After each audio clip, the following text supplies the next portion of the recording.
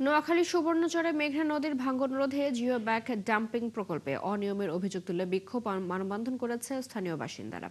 বৃহস্পতিবার চরবাটা ইউনিয়নের সেলিমবাজার ও কালাদুর এলাকার নদীর তীরে আয়োজিত মানববন্ধনে হাজারো মানুষ অংশ নেন। তারা অভিযোগ করেন, বরাদ্দ দেওয়া হলেও দীর্ঘদিন কাজ শুরু হয়নি, পরে যথাযথ নকশা অনুসরণ না করে জিও ব্যাগ ফেলার চেষ্টা করা হয়েছে।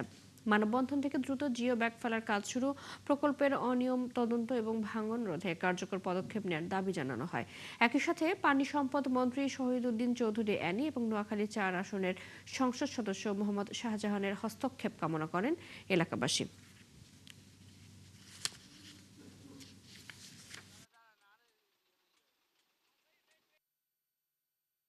মন্ত্রী সাহেব আসার পর থেকে এবং আরো 2 কিলো নদীর গর্ভে বিলীন হয়ে গেছে।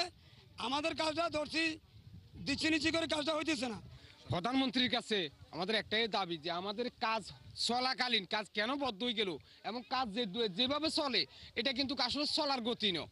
এটা হলো কোনো রকম আঙ্গুরে একটা ধোক্কা দিয়া এরা চলে যাওয়ার পথে।